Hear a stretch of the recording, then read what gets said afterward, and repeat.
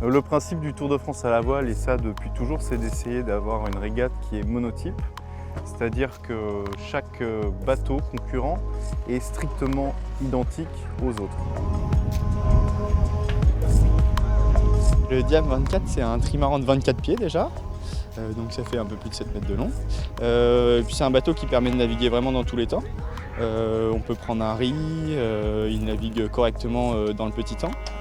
Et puis aussi sur le Tour de France à la voile, on est obligé de le monter et de le démonter régulièrement. Donc c'est un bateau qui est assez facile, en moins d'une heure il est dans la remorque et on peut le transporter sur l'étape d'après. C'est surtout aussi pour qu'il y ait du monde, des jeunes, des amateurs et qu'il y ait au moins 20 bateaux sur la ligne de départ. Aujourd'hui, il existe des bateaux qui vont plus vite, qui volent, mais qui sont aussi qui coûtent plus cher.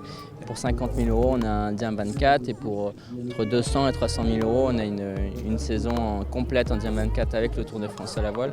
Donc ça reste, c'est beaucoup d'argent, mais ça reste quand même plus accessible que les derniers bateaux volants qui coûtent 1 million juste à l'achat.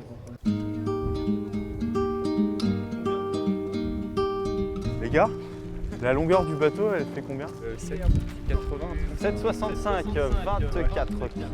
Ça fait équivalent d'une voiture et demie. En largeur, ça fait 5,60 m à peu près. Et par contre, en hauteur, on est à 12,50 m, donc c'est l'équivalent de 4 étages. La dernière cote du bateau, c'est le tirant d'eau. On a un tirant d'eau de 2,10 m.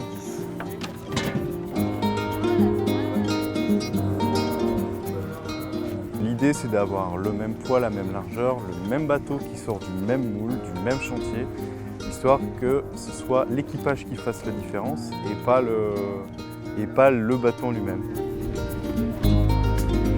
Au fur et à mesure des années, le bateau reste le même, mais le niveau augmente et c'est qu'il y a des équipages qui sont là depuis aussi plusieurs années, qui s'entraînent depuis plusieurs saisons.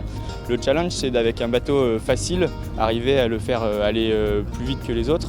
Ça demande de réfléchir un peu et de s'entraîner avant pour justement trouver les petites astuces.